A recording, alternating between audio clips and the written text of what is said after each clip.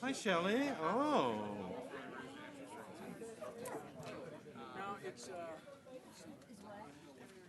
grades are due in at 9. Just kidding, just kidding, just kidding.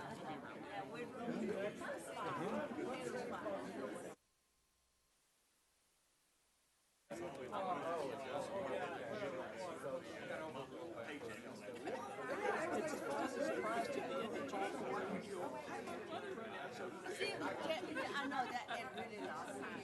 Another thing is,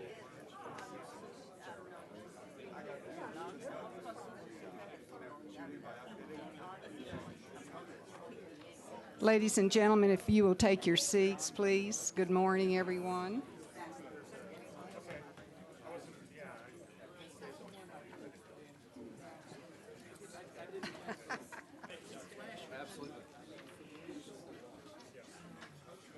I would like to call to order the special board meeting of the Board of Trustees at Tarrant County College District, December 17th, 2015. Are there any public comments, Mr. Gates? No, ma'am. Then we will move immediately into board action items. The approval of the minutes of the meetings of October 30th, 2015 and November 12th, 2015. Motion to approve. So moved. Mr. Carter, seconded by Dr. Morrison. Any discussion? All those in favor, aye. Aye. Any opposed? Motion passes. There is a consent agenda, several items.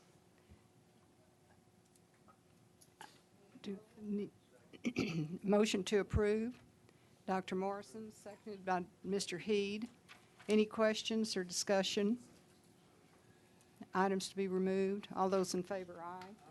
Any opposed? Motion passes.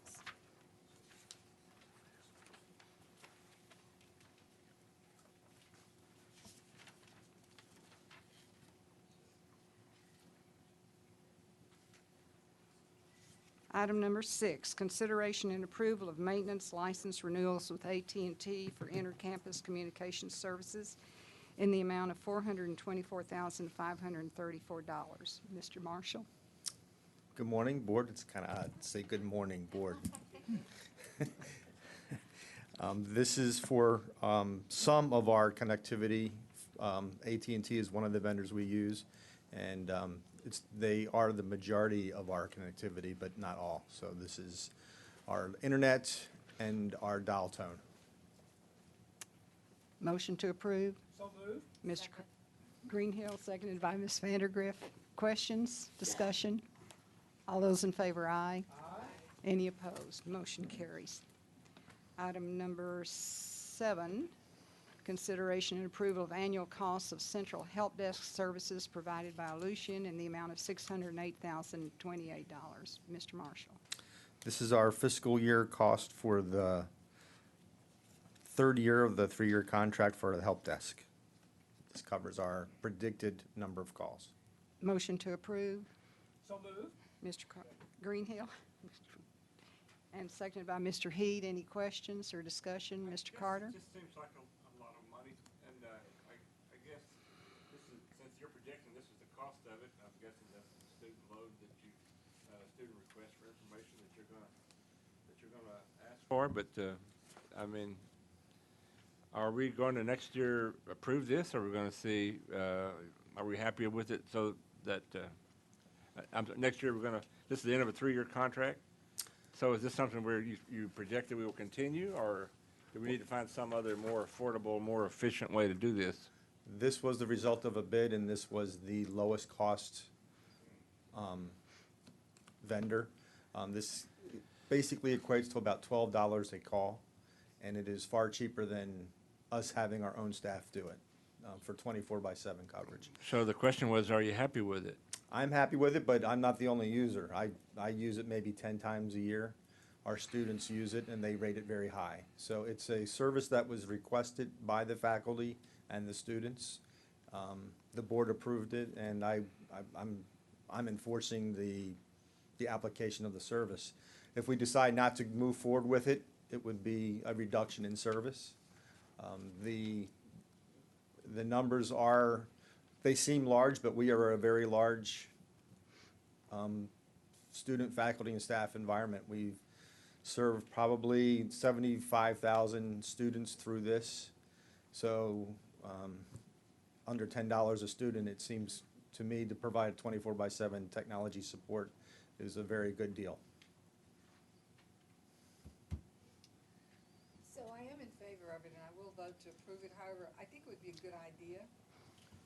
Okay, I do plan to vote to approve, but I think it would be a good idea. I'd be interested in a user, a report Okay. to the board on it. And having recently been a student myself, Okay. I know that if a student only calls one time, if they call, it's important, and it's, well worth more than $10 or $12 to that student at that moment. So I'd just like to see the statistics. We do And the get a feedback. monthly report from the vendor. We also maintain statistics on a daily basis. And what I'll do is I'll include those in the board packet for future consideration. And you can see the number of calls, the times of the days they call, the types of calls that they make, whether it's software or passwords or whatever. Thank you. Ms. Ayala? Yes, to Dr. Morrison's point, I like the idea of a report. To Dr. Morrison's report, can you hear me? There How you about go. now? Yes. Okay. To Dr. Morrison's reference about a report, I wanted to also see what are we doing with the information that we do get in the report in order to be a little bit more proactive for the upcoming year? So in other words, if we see that, 50 of the calls are related to, from one person, for example, for a password reset versus, really a hardware issue, what are we doing to be a little bit more proactive in making sure that we're addressing those? The majority of the calls are passwords, and it's basically because we have so many different systems for the students. We just now instituted what we call a single sign-on, and we're Good. rolling other applications into that. As we do that, we have seen a small decrease in the number of calls. The only time we'll see a big decrease is when we actually tell the help desk not to answer those calls. And we will get to that point probably within this next academic year, starting in the fall, where we'll turn off the ability for the student to call the help desk and get a password reset. Okay. We'll put technology in place that they can reset their own passwords. Right now, we have that for a couple of applications, but not all.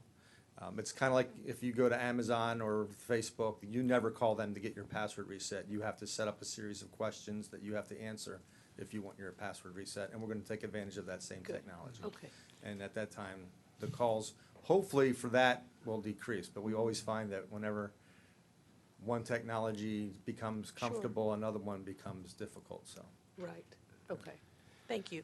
So if we, it's about $12 a call, It's about $12 a call. Yeah. so 50,000 plus calls? We're tracking to 83,000 plus calls. So this only covers the predicted amount. We do have a monthly process where we true up, and I've brought those figures to the board also in the past.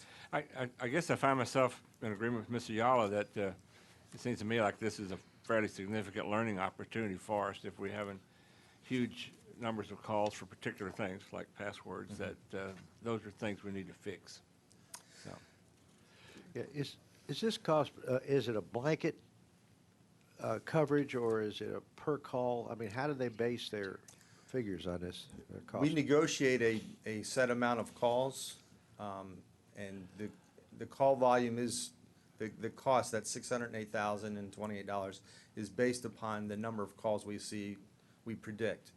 And if we go over that amount, then we pay another negotiated volume adjuster. And I've brought those to the board before. If we don't hit that amount, I don't know, because we have never hit that amount, but the contract allows us to not pay if we don't hit the amount. We predicted a level that we expect to exceed, only so we don't have to have that give and take back and forth. The original amount that we predicted for this expenditure was about $1 million a year based on other institutions our size. Our 3-year contract was for $1.8 million. So we worked with the vendor to create an environment where we're not going to expend an entire $1 million unless we really have to. So we'll let the call volume you know, we have a predicted call volume number and then the actual, and we true up at different times of the year to the actual number, to the actual call volume number. Okay, so if there's some kind of breakthrough regarding passwords or whatever, then the number of calls would be reduced? Yes, And the cost. price would be Yeah, reduced. too. okay, thank you. I do Call the have- question. I I'm do sorry. have, go ahead, Dr. Morrison. No, I was just, I She thought was we were gonna call the finished. question. Okay. The other thing I was going to ask is there was a reference to customization, and I know that the customization is approximate number of hours, so many, $190 or something like that per hour. How do we base that, or how do we come up with that calculation? And I know we only pay it if we need it, but, It's the amount is due to the service vendor. They provide this service to colleges and universities only. But each college and university has a different mix of applications from a different mix of vendors. So our enterprise resource package, or the student information system, is a different student information system that might be used by other institutions our size. So that $190 an hour, that's typically at implementation, when they take a look at all of our applications, and they define a support environment that works with us. Even though we're right next to Dallas, we use totally different types of software than Dallas Community College District. And if our number, from the vendor perspective, they have to integrate and customize to our set of applications. so it's coding that they're doing Well, essentially, or? it's coding, it's also the knowledge that they build into the people that answer the phone. So since we use Colleague, and the help desk, the student that uses it for their financial aid, for their registration, when they make a call to the help desk, if they're having problems with the registration, the vendor knows that we're using Colleague, that software. But if some other school calls, they might be using another enterprise piece of software. Colleges and universities don't all use the same software to deliver financial aid, or our staff and faculty call the help desk also.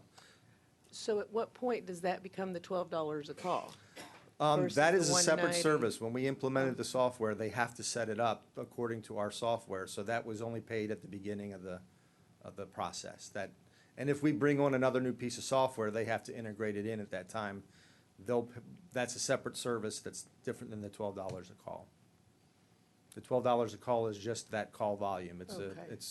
It's not all rolled into that $1 figure. Okay. Yeah. Thank you. Yeah. Other questions?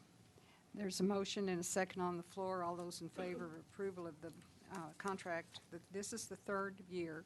Or This is an April to March, so the contract year will go beyond our fiscal year. We're approaching the April to March third year, and that's this cost here. But it'll be beyond, next fiscal year, it'll be in our budget, even though it only goes to March. And in your packet is 4 or 5 pages. That's sort of a Reader's Digest version of what we're approving. And then there's about 20 pages if you really would like some information.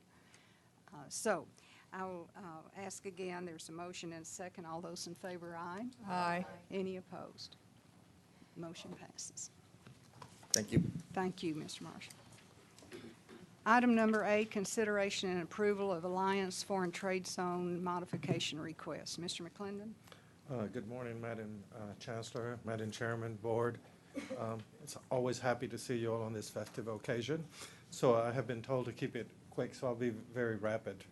The Alliance Corridor Guarantee, FTC number 196, wants to modify the boundaries of this foreign trade zone, and has requested that Tarrant County College District issue a letter of no objection in support of this change. Since this is a revenue-neutral request, I recommend that the board approve this action. I want to introduce Mr. Steve Becken from Hillwood, who's going to come talk to us, and both Mr. Don Yancey and Frank Littleton, who represent LEGO. I also want to recognize that Mr. Benjamin Rand, the Associate Vice President for Economic and Workforce Development, has been working with them so we can derive those benefits from them. So. Thank you, Mark. I'm Steve Becking with Hillwood, and first I'd like to thank the Board of Trustees for squeezing us into your agenda today. And I know this is a very special favor, and we do on behalf of Excel, we do appreciate that. XL Logistics is a currently using the foreign trade zone at Alliance, Texas for Lego toys, which is their customer. They are in the process of building a brand-new facility, 1.4 million square feet, and then they have plans possibly to build another 600,000 square feet next to that. This new building will go at the corner of I-35 and 820. It's under construction right now. They're currently using foreign trade zone, and they're requesting at their new facility that they need to have foreign trade zone in their new facility, because this facility imports from Mexico and then performs distribution throughout the Americas, North America, Canada, Mexico, U.S., and South America to distribute the Lego toys. So we are requesting that the board approve a letter of no objection. Since they're currently using foreign FTZ, they don't pay any inventory tax today, so it's really a revenue neutral event. I'd like to introduce Franklin Littleton to address the board. Thank you. Thanks for taking the time for us. I know you've squeezed us in, so I'll try and be real brief. You know, I have looked over the supply chain program you offer, and, you know, I believe this is a great opportunity for the students and for Excel and Lego to partner with the college. We've discussed internships, as well as we do hire quite a few logistics and supply chain students. We've been growing 10% a year. Lego's been growing 15% per year. So we have a lot of opportunity, and very interested in partnering with the college to continue our business and offer you know, continuing education and further education to the students. So very much appreciate you considering our application. Thank you. I have one comment. I'm a grandfather to two twin grandsons, and I am Santa Claus for the twin grandsons, and they really enjoy building towers with Legos toys, and so this is top on our list. Just want to let you know that. Yeah. Thank you. Did you want to speak as well? I think in the spirit of time, I'm fine. I mean, Lego and Excel, I know Lego's very excited about coming to Tarrant County. It is 250 to 300 jobs. We are looking forward to recruiting from TCC. Great. And thank you for hearing us today. Thank you. Motion to approve the request. Mr. Heed, seconded by Mr. Greenhill with enthusiasm. Any questions, comments? All those in favor, aye. Aye. Any opposed? Thank you.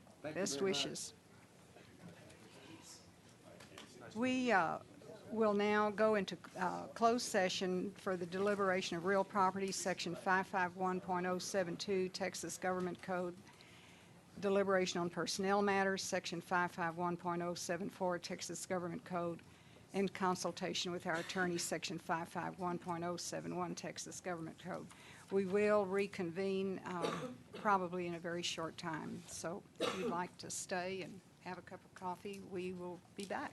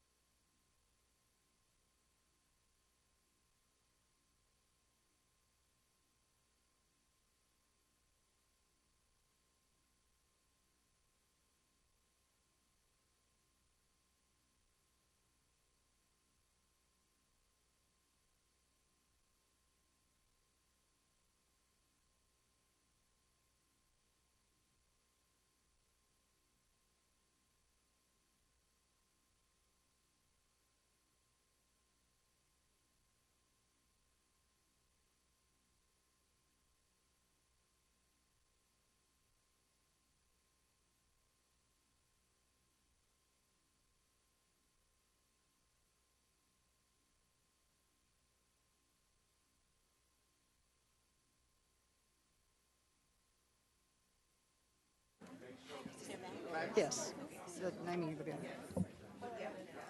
If you will take your seats, I will reconvene the board meeting and ask Ms. Vandergriff to read a motion, which I'm going to ask you to not share the actions of the board at this time. If this passes, and I anticipate it will, we will share it with the entire district family at the luncheon, so. Okay, Ms. Vandergriff.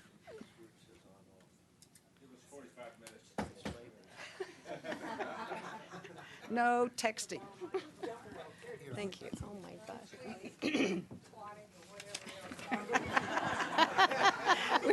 We're all over you. Okay, so greetings, everyone. On behalf of the Governance and Institutional Planning Committee, I would like to recommend a motion to rename the Center of Excellence for Aviation, Transportation, and Logistics to the Irma C. Johnson Hadley Center of Excellence for Aviation, Transportation, and Logistics.